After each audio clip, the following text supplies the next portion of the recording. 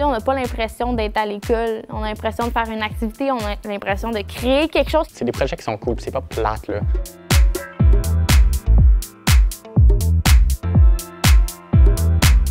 Bien, en fait, la beauté du programme ici, c'est vraiment le côté très pratico-pratique de notre méthode d'enseignement. Oui, il y a de la théorie, oui, il y a de la formation, mais d'abord et avant tout, c'est un atelier, c'est un grand laboratoire de communication, d'art et de lettres. Ce programme-là, il est fait pour les gens qui sont curieux puis qui ont envie de toucher à plein de choses, puis après ça, prendre une bonne décision réfléchie pour l'université.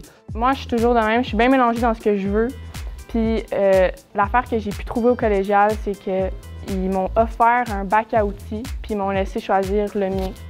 Le profil, en fait, d'étudiants qu'on cherche en ALC, c'est simple, c'est des gens à la base qui sont curieux de nature. C'est beaucoup orienté sur l'observation, c'est beaucoup orienté sur le monde qui nous entoure et notre manière de l'interpréter.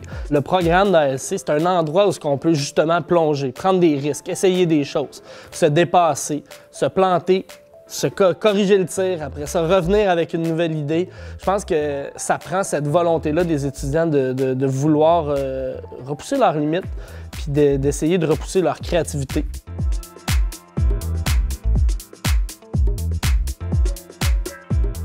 Bien, le profil est vraiment étalé sur 2 ans comme un préuniversitaire classique, mais je pense qu'il y a une belle progression à travers ces 2 années-là.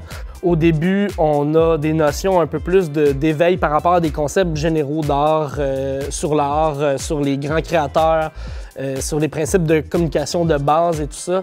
Et à mesure que le programme avance, on va essayer de spécialiser ou je dirais d'être un peu plus niche sur certaines facettes. Je pense qu'à mesure aussi que le parcours des étudiants va avancer, on va intégrer beaucoup plus de travaux, d'ateliers pratiques.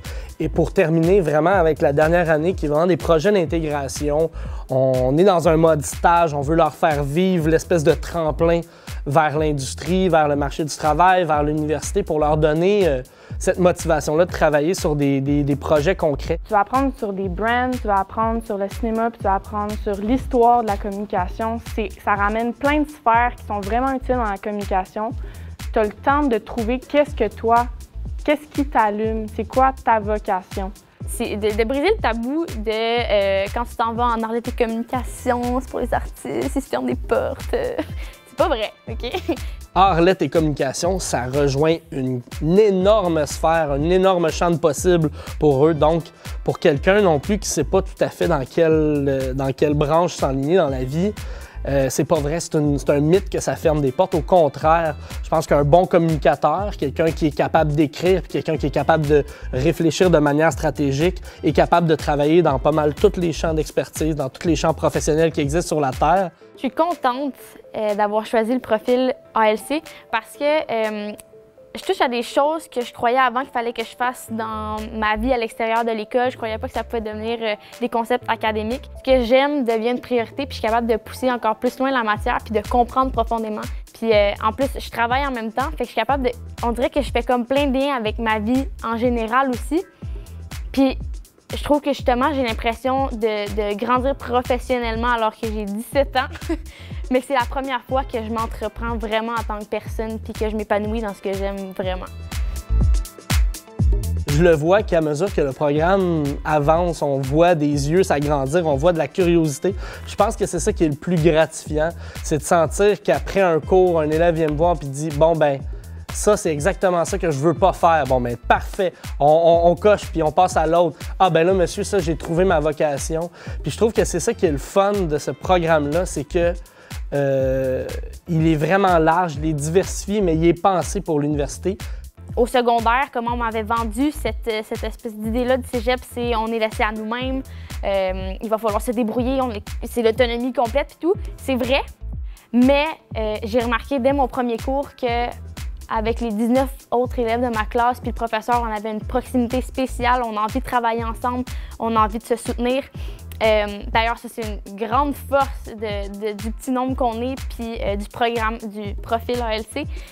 Les élèves se soutiennent parce qu'ils ont envie de réussir, ils ont envie de se partager les connaissances puis d'aller plus loin.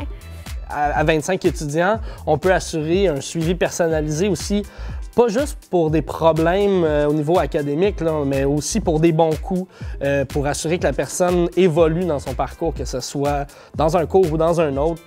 C'est la grande force aussi, c'est le côté, on n'est pas beaucoup de profs, on n'est pas beaucoup d'étudiants, mais je pense que c'est vraiment la force qui va faire en sorte que l'étudiant va sortir avec quelque chose qui était adapté pour lui. Là. Il y a des projets que c'est le fun, là. Genre, on dirait pas que c'est un projet d'école puis que tu es obligé de faire quelque chose. C'est vraiment comme, c'est des projets qui sont cool, c'est pas plate, là. On n'a pas l'impression d'être à l'école, on a l'impression de faire une activité, on a l'impression de créer quelque chose qui va donner quelque chose qu'on va pouvoir présenter à d'autres puis que ça va les intéresser pour vrai. Que nos profs sont tellement proches de leur milieu de travail qu'ils savent vraiment quoi nous faire faire. Puis les professeurs, justement, ils sont qualifiés, ils ont de l'expérience, puis ils sont encore dans le domaine de la communication, du cinéma, etc. Donc, ils connaissent cette réalité-là. Puis, c'est ça. C'est vraiment sécurisant de se sentir entouré. Non seulement on a une volonté de faire cheminer l'étudiant, mais on leur donne aussi les moyens de le faire, que ce soit avec des ateliers participatifs, que ce soit avec de l'utilisation d'équipements, que ce soit avec des classes modernes. Il y a plein de façons ici de garder les étudiants allumés. Puis je pense que c'est la grosse différence aussi que j'ai remarqué par rapport à toute autre forme d'enseignement collégial. C'est vraiment spécial ici. Là.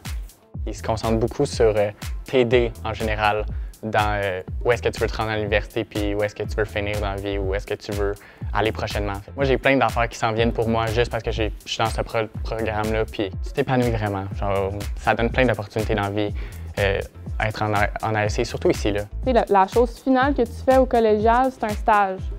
Fait que pendant ta 4e session, tu es en train de travailler. Tu es en train de te préparer à sortir.